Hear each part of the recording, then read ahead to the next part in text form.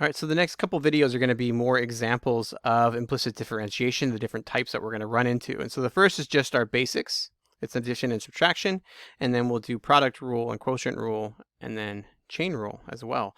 So if we do 3x, we take our derivative here. With respect to it, I was already telling you the answer. Then we would end up with 3x squared, and again, that one's explicit. So now the y squared, so that would be minus 2y prime, and you got to write dy dx. And then the last one is a constant. So again, whenever you take the derivative with respect to a different variable, you got to make sure you finish it with the y prime. So that's a 1, not a y prime. So let's get rid of it so it doesn't confuse us. There we go, 2y dy dx. So now I like y prime over dy dx, so I'm going to convert it back. But I do like to put a little multiply there. And then now we solve for y prime. So anything with a y prime stays on the left side. And anything without, you move over. So a little change sides, change sides. So it's positive 3x squared. Now it's negative 3x squared. And then you just finish it by dividing by whatever's in front.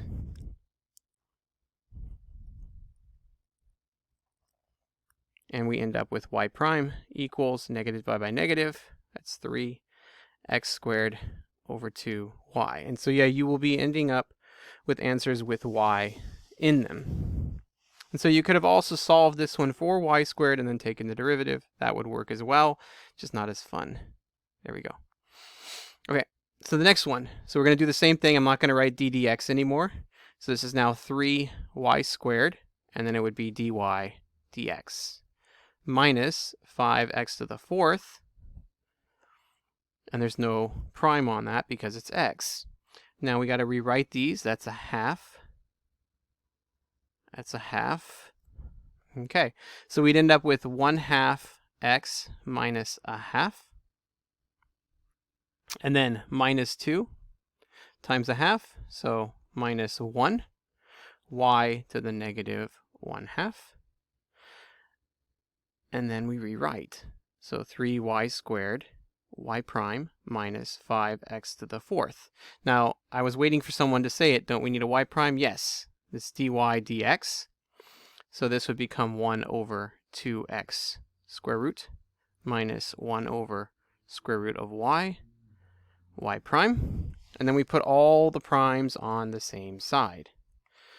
So 3y squared y prime minus 1 over square root of y prime equals 1 over 2 radical x minus 5x to the fourth. And then we factor out the y prime.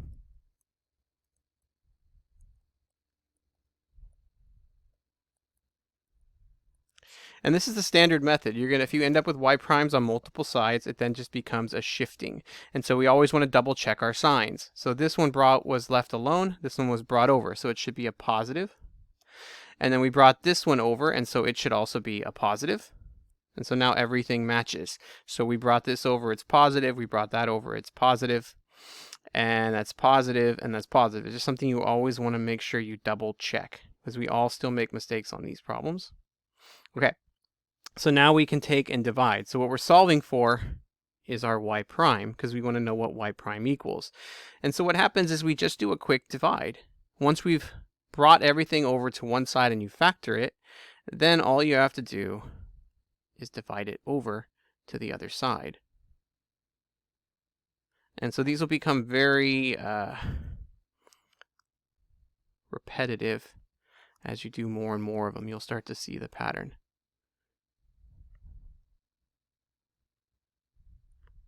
All right, now this is a complex fraction, so you can simplify it some more by multiplying top and bottom by the square root of x and square root of y, but I'm going to leave it alone because right now we're just dealing with implicit differentiation. I want you to see the pattern behind it.